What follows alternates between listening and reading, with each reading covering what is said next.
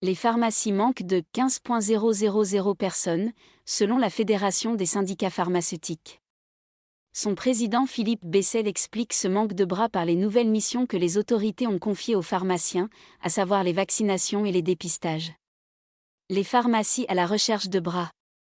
Il manque 15 000 pharmaciens, s'inquiète la Fédération des syndicats pharmaceutiques de France, FSPF. Interrogé sur France Info ce dimanche matin, son président Philippe Bessel a estimé que le secteur manquait de 10% d'effectifs. Nous sommes en capacité de recrutement de 15 000 personnes actuellement, a-t-il répété. Cette tension ne s'explique pas par une crise des vocations, selon Philippe Bessel, mais par les missions supplémentaires qui ont été confiées aux pharmaciens. Les autorités de santé ont confié aux pharmaciens de plus grandes missions de santé publique, les vaccinations et les dépistages, explique-t-il. Soit des centaines de milliers d'actes supplémentaires par semaine et donc du travail en plus.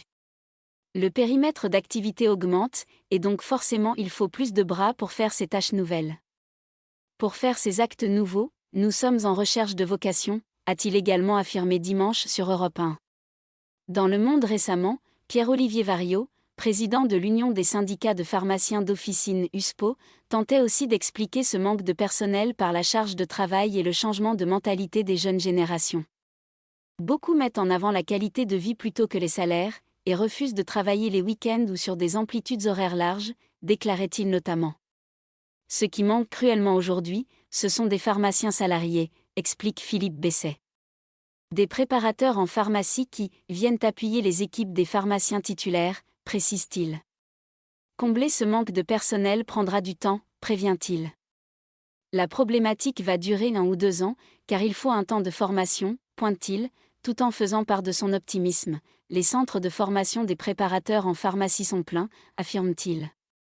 Quant au manque criant d'étudiants en pharmacie, près d'un tiers des places en 2e année d'études de pharmacie n'étaient pas pourvues à la rentrée, il n'est pas le signe d'un manque d'attractivité du métier, selon Philippe Bessel. C'est lié à une très mauvaise application de la réforme PASS-LAS, la réforme des études de santé, affirme-t-il.